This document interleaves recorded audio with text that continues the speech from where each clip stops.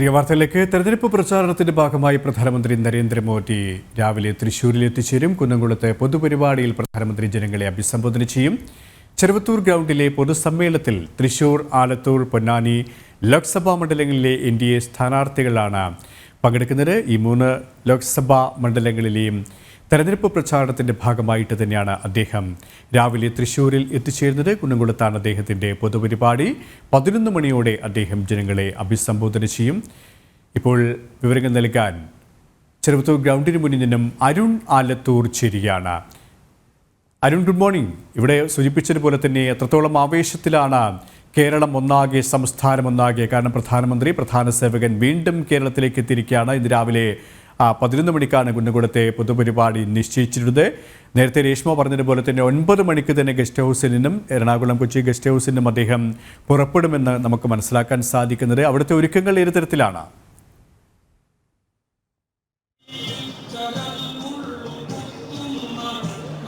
Suresh, morning. ഏതായാലും പ്രധാന സേവകനെ വരവേൽക്കാൻ വേണ്ടി എല്ലാവിധ ഒരുക്കങ്ങളും പൂർത്തിയായിരിക്കുന്ന ഒരു സാഹചര്യമാണ് കുന്നംകുളത്ത് ഉള്ളത്. വലിയ ആവേശം തന്നെയാണ് കുന്നംകുളത്ത് കാണാൻ സാധിക്കുന്നത്. ഇത്ര അതിരാവിലെ തന്നെ ആളുകൾ ഈ ഒരു പരിപാടി നടക്കുന്ന സ്ഥലത്തേക്ക് ഒഴുകിയെത്താൻ തുടങ്ങിയിട്ടുണ്ട്. പ്രധാനമന്ത്രിയുടെ ഈ പരിപാടി നടക്കുന്ന ഈ ഒരു ഗ്രൗണ്ടിന്റെ ഭാഗത്താണ് ഇപ്പോൾ ഞാൻ നിൽക്കുന്നത്. ആ ഗ്രൗണ്ടിൽ നമുക്ക് കാണാൻ സാധിക്കും കൊടിതോരണങ്ങളും മറ്റുമൊക്കെ സ്ഥാപിച്ചും ധാരാളം ആളുകൾ ഇപ്പോൾ തന്നെ വന്ന് നിൽക്കുന്ന ഒരു കാഴ്ചയാണ് കാണാൻ സാധിക്കുന്നത്. രാജ്യത്തിന്റെ പ്രധാന സേവകൻ തെരഞ്ഞെടുപ്പ് പ്രഖ്യാപിച്ചതിന് ശേഷം ഇത് 2ാം തവണയാണ് അദ്ദേഹം ഈ കേരളത്തിലേക്ക് എത്തുന്നത് എന്നുള്ളതാണ്. നമുക്ക് ഇപ്പോൾ ലഭിക്കുന്ന വിവരമനുസരിച്ചാണെങ്കിൽ പ്രധാനമന്ത്രി ഈ കുന്നംകുളത്തേക്ക് എത്തുന്ന സമയം എന്നുള്ളത് 10:30 എന്നുള്ളതാണ് ഇപ്പോൾ ലഭിക്കുന്നത്. 10:30 ഈ ശ്രീകൃഷ്ണ കോളേജ് ഗ്രൗണ്ടിലാണ് പ്രധാനമന്ത്രി ഹെലികോപ്റ്റർ ഇറങ്ങുക. അതിനുശേഷം അവിടെ നിന്നും അദ്ദേഹം റോഡ് മാർഗമാണ് ഈ വേദിയുടെ ഭാഗത്തേക്ക് എത്തുക, ഈ ചെറുവത്തൂർ ഗ്രൗണ്ടിന്റെ ഭാഗത്തേക്ക് എത്തുക. ഏതായാലും ഈ ചെറുവത്തൂർ ഗ്രൗണ്ടിലേക്ക് എത്തുന്ന ആ വഴിയിൽ അദ്ദേഹം ഒരു റോഡ് ഷോ നയിക്കും എന്നുള്ള വിവരവും ലഭിക്കുന്നുണ്ട്. അതിനുവേണ്ടി റോഡിന്റെ ഇരുവശവും ബാരിക്കേഡുകളും മറ്റുമൊക്കെ സ്ഥാപിച്ച് ആളുകൾക്ക് അദ്ദേഹത്തെ കാണുന്നതിന് വേണ്ടിയുള്ള ക്രമീകരണങ്ങൾ, ഗതാഗത ക്രമീകരണങ്ങൾ ഉൾപ്പെടെ അവിടെ ഏർപ്പെടുത്തിയിട്ടുണ്ട് എന്നുള്ളതാണ്. കൃത്യം 11 മണിയോടുകൂടെ ആയിരിക്കും പ്രധാനമന്ത്രി നരേന്ദ്രമോദി ഈ ഒരു പരിപാടി നടക്കുന്ന ഗ്രൗണ്ടിലേക്ക് എത്തുക എന്നുള്ളതാണ്.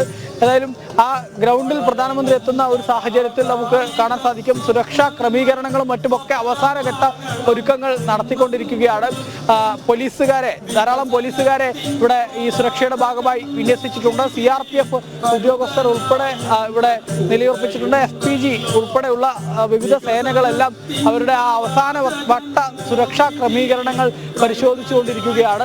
ഏതായാലും ഈ ആലത്തൂർ മണ്ഡലത്തിലേക്ക് രാജ്യത്തിന്റെ പ്രധാന സേവകൻ എത്തുമ്പോൾ അവിടെ ആ പ്രവർത്തകർക്ക് വേണ്ടി രാജ്യത്തിന്റെ പ്രധാന സേവകനെ കാണുന്നതിന് വേണ്ടിയുള്ള ഒരുക്കങ്ങളെല്ലാം നടത്തിയിട്ടുണ്ട്. എല്ലാവർക്കും ഇരുന്ന് കാണുന്നതിന് വേണ്ടിയും നല്ല വെയിലുള്ള സമയമായതുകൊണ്ട് തന്നെ പന്തലും മറ്റുമൊക്കെ സ്ഥാപിച്ച പന്തലിൽ ഫാനും മറ്റുമൊക്കെ ഘടിപ്പിച്ചിട്ടുള്ള തരത്തിലുള്ള പന്തലാണ് സ്ഥാപിച്ചിരിക്കുന്നത്. അങ്ങനെ ആ പ്രവർത്തകർക്ക് കൃത്യമായി തന്നെ അദ്ദേഹത്തെ കാണുന്നതിനും അദ്ദേഹത്തെ കേൾക്കുന്നതിനും ഒക്കെ വേണ്ടിയുള്ള സൗകര്യങ്ങൾ ഈ ഒരു ഗ്രൗണ്ടിൽ ഒരുക്കിയിരിക്കുന്നതും കാണാൻ സാധിക്കുന്നുണ്ട്. ഏതായാലും മോദിയുടെ ഗ്യാരണ്ടി പുതിയ കേരളം എന്നുള്ള ഒരു മുദ്രാവാക്യം എഴുതി വെച്ചിട്ടുള്ള ഒരു സ്റ്റേജാണ് ഈ ഗ്രൗണ്ടിൽ ക്രമീകരിച്ചിരിക്കുന്നത് എന്നുള്ളതാണ്. ഞാൻ നേരത്തെ പറഞ്ഞതുപോലെ തെരഞ്ഞെടുപ്പ് പ്രഖ്യാപിച്ചതിന് ശേഷം രാജ്യത്തിന്റെ പ്രധാന സേവകൻ ഇത് 2ാം തവണയാണ് കേരളത്തിലേക്ക് എത്തുന്നത്. ഇതിനു മുൻപും പാലക്കാട്ടേക്കാണ് എത്തിയിരുന്നത്. പാലക്കാട് ശ്രീകൃഷ്ണകുമാറിന്റെ പ്രചാരണത്തിന് വേണ്ടിയും അതുപോലെ തന്നെ അനിൽ ആന്റണിയുടെ പ്രചാരണത്തിന്റെ ഭാഗമായി പത്തനംതിട്ടയിലുമായിരുന്നു പ്രധാനമന്ത്രി ഇതിനു മുൻപ് എത്തിയിരുന്നത്. 19-ാം തീയതിയായിരുന്നു, മാർച്ച് 19-നായിരുന്നു രാജ്യത്തിന്റെ പ്രധാനമന്ത്രി ഇതിനു മുമ്പ് കേരളത്തിലെത്തിയത്. ഏതായാലും ഇപ്പോൾ 2ാം തവണ അദ്ദേഹം വീണ്ടും എത്തുമ്പോൾ മറ്റൊരു പ്രത്യേകതയുള്ളത്, ഈ തെരഞ്ഞെടുപ്പ് പ്രകടന പത്രിക കഴിഞ്ഞ ദിവസമാണ് പുറത്തിറക്കിയത്. BJPയുടെ രാജ്യത്തിന്റെ പ്രധാനമന്ത്രി തന്നെയാണ് ആ ഒരു പ്രകടന പത്രിക പുറത്തിറക്കിയത്. ആ പ്രകടന പത്രിക പുറത്തിറക്കിയതിന് ശേഷം പ്രധാനമന്ത്രി ആദ്യമായി കേരളത്തിലേക്ക് എത്തുന്നു എന്നുള്ളതാണ് ഇത്തവണത്തെ പ്രത്യേകത. ഏതായാലും ആ പ്രകടന പത്രികയിൽ പറയുന്ന കാര്യങ്ങൾ കൃത്യമായി തന്നെ തങ്ങൾ നടപ്പിലാക്കും. കഴിഞ്ഞ 10 വർഷം എന്താണോ പ്രകടന പത്രികയിൽ പറഞ്ഞിരുന്നത് അത് കൃത്യമായി നടപ്പാക്കിയ സർക്കാരാണ് മോദി സർക്കാർ. അതുകൊണ്ട് തന്നെ ഇനിയും ജനങ്ങൾക്ക് വേണ്ടി അത്തരത്തിൽ പ്രകടന പത്രികയിൽ വാഗ്ദാനം ചെയ്യുന്ന ഓരോ കാര്യങ്ങളും കൃത്യമായി നടപ്പാക്കും എന്നുള്ളതായിരുന്നു ഇന്നലെ പ്രധാനമന്ത്രി പറഞ്ഞിരുന്നത്. ഇത്തവണത്തെ ഈ പ്രകടന പത്രിക നമുക്ക് പരിശോധിക്കുകയാണെങ്കിൽ പ്രധാനമായും 4 തൂണുകൾക്കാണ് തങ്ങൾ ഊന്നൽ നൽകിയിരിക്കുന്നത് എന്നുള്ളതാണ് BJP പറയുന്നത്. അതായത് ഗ്യാൻ, ഗരീബ്, യുവ, അന്നദാത എന്നിങ്ങനെ 4ആയി തിരിച്ചുകൊണ്ടാണ് ഈ പുതിയ പ്രകടന പത്രിക പുറത്തിറക്കിയിരിക്കുന്നത്. അതായത് പാവപ്പെട്ടവർക്കും യുവജനങ്ങൾക്കും കൃഷിക്കാർക്കും സ്ത്രീകൾക്കും എന്നീ 4 വിഭാഗത്തിന് കൂടുതൽ പരിഗണന നൽകിക്കൊണ്ടുള്ള ഒരു പ്രകടന പത്രികയാണ് പുറത്തിറക്കിയിരിക്കുന്നത്. മാത്രമല്ല സൗജന്യ റേഷൻ പദ്ധതിയും ആയുഷ്മാൻ ഭാരത് പദ്ധതിയിലൂടെ വില കുറഞ്ഞ മരുന്നുകളുടെ വിതരണവും വരുന്ന 5 വർഷക്കാലവും തുടരുമെന്നും അതുപോലെ തന്നെ ഇന്ത്യയെ അന്താരാഷ്ട്ര നിർമ്മാണ ഹബ്ബാക്കുമെന്നും ഇന്ധനവില കുറയ്ക്കുമെന്നും അഴിമതിക്കെതിരായ പോരാട്ടം തുടരുമെന്നും ഒക്കെയുള്ള കാര്യങ്ങൾ പ്രധാനമന്ത്രി പ്രകടന പത്രികയിൽ പറയുന്നുണ്ടായിരുന്നു.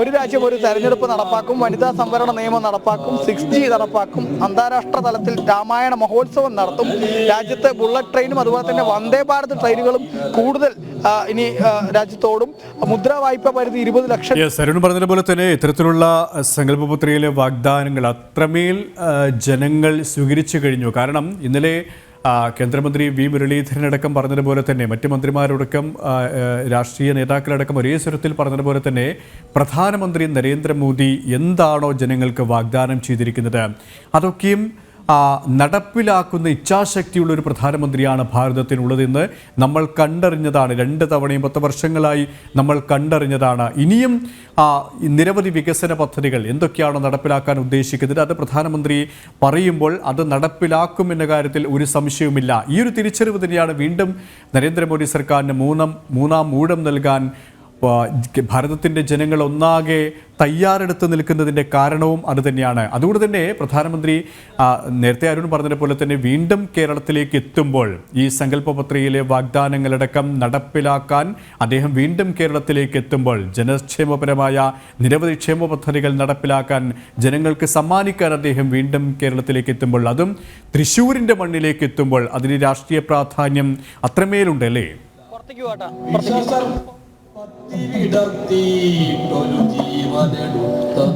തീർച്ചയായും സുരേഷ്, രാജ്യത്തിന്റെ പ്രധാനമന്ത്രി BJPയുടെ ഇപ്പോൾ തെരഞ്ഞെടുപ്പ് നയിക്കുന്നതിലെ ഏറ്റവും സ്റ്റാർ ക്യാമ്പയിനർ അദ്ദേഹം വീണ്ടും കേരളത്തിലേക്ക് എത്തുന്നു. തെരഞ്ഞെടുപ്പ് 26-ാം തീയതി നടക്കാനിരിക്കെ അദ്ദേഹം കേരളത്തിലേക്ക് വീണ്ടും എത്തുന്നത് ഏതായാലും വലിയ രീതിയിൽ BJPയെ സംബന്ധിച്ചിടത്തോളം വളരെ പ്രധാനപ്പെട്ട കാര്യമാണ്. കാരണം ഇത്തവണ 400 സീറ്റിലേറെ നേടി അധികാരത്തിലേറുക എന്നുള്ളതാണ് BJPയുടെ ലക്ഷ്യം.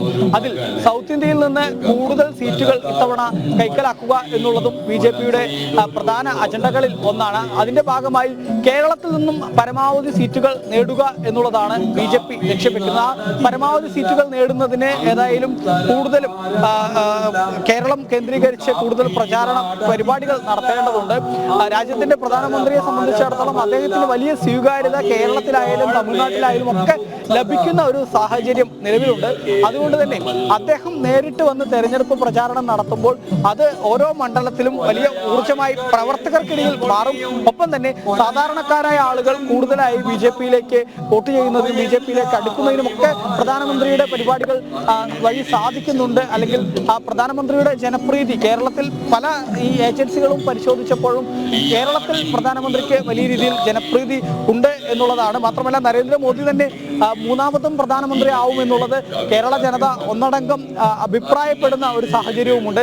ഈ ഒരു പശ്ചാത്തലത്തിൽ പ്രധാനമന്ത്രി വീണ്ടും ഈ കേരളത്തിലേക്ക് എത്തുമ്പോൾ അത് ആലത്തൂർ മണ്ഡലത്തിലേക്ക് എത്തുമ്പോൾ അത് വളരെ പ്രധാനപ്പെട്ടതാവുന്നത് എന്തുകൊണ്ടെന്നാൽ കാരണം ഈ കുന്നംകുളം എന്ന് പറയുമ്പോൾ അത് ആലത്തൂരിനൊപ്പം തന്നെ തൃശ്ശൂർ മണ്ഡലം ഇതിന് രണ്ടിൻ്റെയും ഒരു ബോർഡർ ഭാഗമാണ്.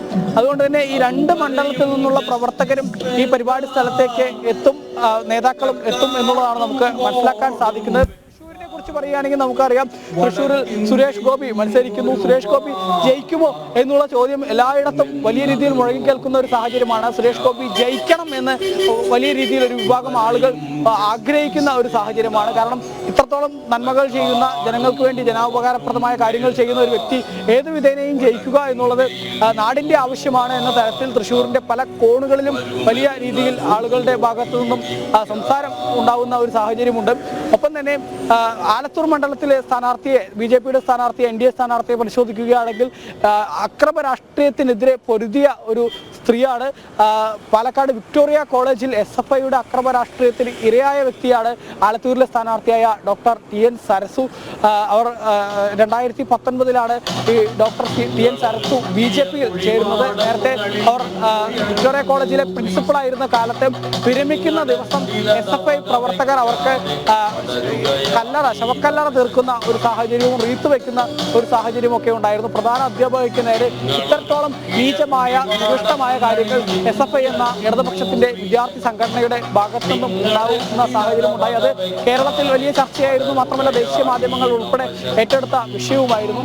അതിനുശേഷം 2019 BJPയിൽ ചേർന്ന TN സരസു അപ്രതീക്ഷിതമായിട്ടാണ് ആലത്തൂരിൽ സ്ഥാനാർത്ഥിയാവുന്നത്. ഏതായാലും ഈ സിദ്ധാർത്ഥിനെയൊക്കെ പോലെ ഈ വിദ്യാർത്ഥികളെ കെട്ടിത്തൂക്കി കൊല്ലുന്ന അല്ലെങ്കിൽ ആക്രമിക്കുന്ന ഒക്കെ സാഹചര്യമുള്ള കേരളത്തിൽ ഈ TN സരസുവിന്റെ സ്ഥാനാർത്ഥിത്വം BJP കൃത്യമായ ഒരു സന്ദേശം കൂടി നൽകുന്നു അതിലൂടെ എന്നുള്ളതാണ്. കാരണം അക്രമ രാഷ്ട്രീയത്തെ തങ്ങൾ കൃത്യമായി എതിർക്കുന്നു. ക്യാമ്പസിൽ ഉൾപ്പെടെ ഈ SFIയും അതുപോലെ തന്നെ CPM ഒക്കെ നടത്തുന്ന ഈ അക്രമ രാഷ്ട്രീയം യാതൊരു കാരണവശാലും അംഗീകരിക്കാൻ കഴിയില്ല എന്നുള്ള ഒരു നിലപാട് കൂടെ വ്യക്തമാക്കിക്കൊണ്ടാണ് BJP ഈ TN സരസുവിനെ ആലത്തൂരിലെ സ്ഥാനാർത്ഥിയായി പ്രഖ്യാപിക്കുന്നത്. തെരഞ്ഞെടുപ്പ് സ്ഥാനാർത്ഥിത്വം പ്രഖ്യാപിച്ചതിന് പിന്നാലെ തന്നെ TN സരസുവും വലിയ രീതിയിൽ വാർത്തകളിലും മറ്റും ഇടം നേടുന്ന ഒരു സാഹചര്യം ഉണ്ടായി. അതിനുശേഷം TN സരസു തന്നെ കൃത്യമായി പറഞ്ഞു തന്റെ പോരാട്ടം എന്നുള്ളത് കൃത്യമായി ഈ ഒരു അക്രമ രാഷ്ട്രീയത്തിനെതിരെയുള്ളതാണ്. SFI ഉൾപ്പെടെയുള്ള ഇടത് അക്രമ കഴിക്കുന്ന സംഘടനകൾക്കെതിരെ ഉള്ള ഒരു പോരാട്ടമാണ് തന്റേതെന്ന് സരസു ഉൾപ്പെടെ വ്യക്തമാക്കുന്ന ഒരു സാഹചര്യം ഉണ്ടായി. അതിനിടയ്ക്കാണ് പ്രധാനമന്ത്രി നരേന്ദ്രമോദി തന്നെ TN സരസുവിനെ ഫോണിൽ നേരിട്ട് ബന്ധപ്പെട്ടത്. അതുകൊണ്ട് തന്നെ BJPയെ സംബന്ധിച്ചിടത്തോളം ഈ മണ്ഡലത്തിന് വലിയ പ്രാധാന്യം നൽകുന്നുണ്ട് എന്ന് വ്യക്തമാക്കുന്നതായിരുന്നു ഈ രാജ്യത്തിന്റെ പ്രധാനമന്ത്രി തന്നെ. ഏതായാലും അരുൺ പറഞ്ഞതുപോലെ തന്നെ എല്ലാ ഒരുക്കങ്ങളും അവസാന ഘട്ടത്തിലേക്ക് തന്നെയാണ്. പ്രധാന സേവകനെ കാത്തിരിക്കുകയാണ് തൃശ്ശൂർ ഒന്നാകെ.